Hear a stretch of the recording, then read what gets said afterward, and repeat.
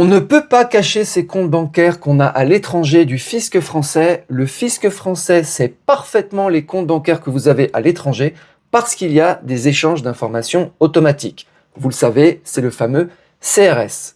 Par contre, sur les biens immobiliers que vous avez à l'étranger, eh bien, il n'y a pas d'échange automatique d'informations avec le fisc français. Mais ça va peut-être changer, mais pas tout de suite. 2029-2030, nouvelle régulation qui arrive. Donc, il y a 25 États signataires pour le moment, seulement, par rapport au CRS, où on a 125 États qui coopèrent pour échanger les informations. Ça s'appelle le AMAC RBI. En fait, c'est l'équivalent d'un CRS, mais appliqué aux biens immobiliers qui sont détenus à l'étranger. Accord multilatéral entre autorités compétentes sur les renseignements relatifs aux biens immobiliers. Eh bien, ça va rentrer en vigueur. Échange automatique, comme pour le CRS. Je vous rappelle que même s'il n'y a pas d'échange automatique, il y a des accords entre la France et différents pays pour se renseigner si vous avez des biens immobiliers à l'étranger. Et si vous êtes résident fiscal en France, vous devez déclarer cet immobilier que vous détenez à l'étranger, comme vous devez déclarer d'ailleurs vos comptes bancaires que vous détenez à l'étranger, comme vous devez déclarer vos comptes de crypto-actifs, etc., etc. Si vous ne voulez plus déclarer, vous devez devenir résident fiscal étranger dans un pays où il n'y a pas d'obligation de déclarer ce qu'on a à l'étranger. J'avais fait une liste de pays dans une autre vidéo. Donc, AMAC RBI. Alors, qu'est-ce que ça va changer? Chaque administration fiscale pourra consulter pour ses résidents la liste exhaustive des biens immobiliers détenus à l'étranger. Les informations échangées seront l'adresse et la localisation des biens, leur valeur, l'identité des propriétaires, personnes physiques ou sociétés, l'identité du bénéficiaire effectif, les revenus locatifs perçus, qui en général sont taxables dans le pays où est situé le bien immobilier. C'est une particularité de l'immobilier, mais parfois il faut voir s'il y a des conventions de non-double imposition. Les cessions réalisées, prix, plus-value, les donations éventuelles. J'étais d'ailleurs surpris, j'avais eu une discussion avec une personne, son père, résident fiscal français, était décédé, elle-même résidente fiscale française, avait hérité de biens immobiliers en France, mais aussi avait hérité de biens immobiliers en Thaïlande qui n'avaient pas été du tout vus durant la succession. Donc aucun droit de succession sur cet immobilier en Thaïlande. Tout simplement parce que la France n'a aucune visibilité sur ce qui se passe, par exemple en Thaïlande. Voilà, c'était parce que je suis en Thaïlande, mais je pense que vu qu'il y a seulement quelques pays où il y a des accords de coopération sur les informations immobilières. Donc ça reste encore un domaine de totale opacité.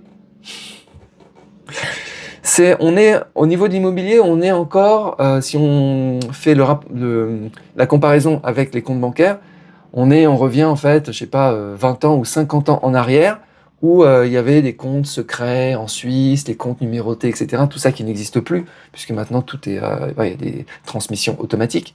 Mais dans l'immobilier, on est encore dans ce temps-là, le temps d'avant, que l'on regrette tous. Alors il y a quand même des contrôles, hein, puisque même s'il n'y a pas d'échange informatisé, automatique sur les biens immobiliers, il y a quand même des contrôles. Il y a 50 000 contrôles qui sont effectués en France par an, puisque les gens oublient volontairement ou involontairement de déclarer leurs biens immobiliers à l'étranger. Ça rentre par exemple dans le calcul de l'impôt sur la fortune immobilière, par exemple. Redressement en moyenne de 30 000 €, ça va, petit joueur.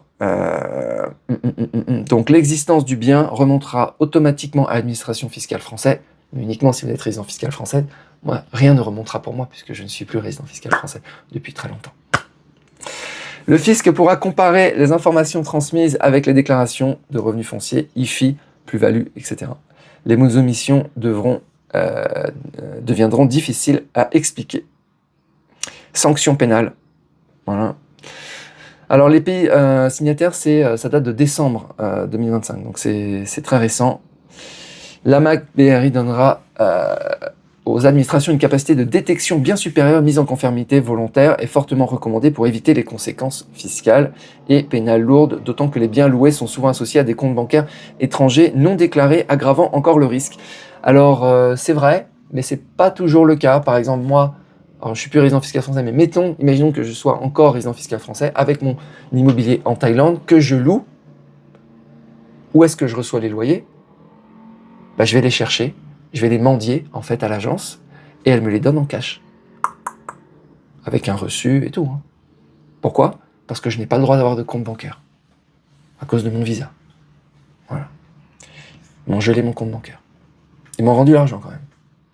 Donc, mais dans la majorité des cas, effectivement, c'est associé à un compte bancaire qui lui-même peut ne pas être déclaré, mais là, ne pas déclarer un compte bancaire, alors là, avec le CRS, vous faites éclater tout le temps. Il y a 126 pays qui sont signataires du CRS, donc c'est joué à la roulette russe. D'ailleurs, selon moi, on ne devrait même pas avoir, les résidents fiscaux français ne devraient pas avoir à déclarer leur compte bancaire, broker, compte titre, compte machin, tous les comptes qu'ils ont à l'étranger, puisque ces informations sont déjà connues. C'est-à-dire que l'administration ils ont déjà en fait les données qui arrivent avec les rapports automatiques CRS, vous imaginez les fichiers Excel qui arrivent, avec votre nom, votre identifiant, tout votre numéro fiscal et les comptes que vous détenez dans chacun des pays, c'est déjà envoyé. C'est juste qu'ils ne savent pas traiter l'information, parce qu'ils n'ont pas recruté les bonnes personnes. Ça coûte cher. Ils ont l'info, mais ils n'arrivent pas à la traiter. C'est comme pour les contrôles fiscaux en France, ils ont l'info, mais ils n'arrivent pas à traiter efficacement. Voilà, donc si vous n'avez pas déclaré vos biens immobiliers à l'étranger au fisc français, si vous êtes résident fiscal français, vous devez le faire. Faut déposer spontanément une mise en conformité.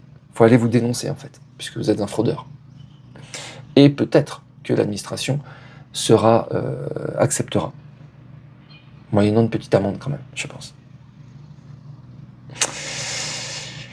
Voilà, même si vous détenez, que vous déteniez en direct votre immobilier à l'étranger ou via des sociétés écrans, la notion de bénéficiaire effectif, vous devez tout déclarer.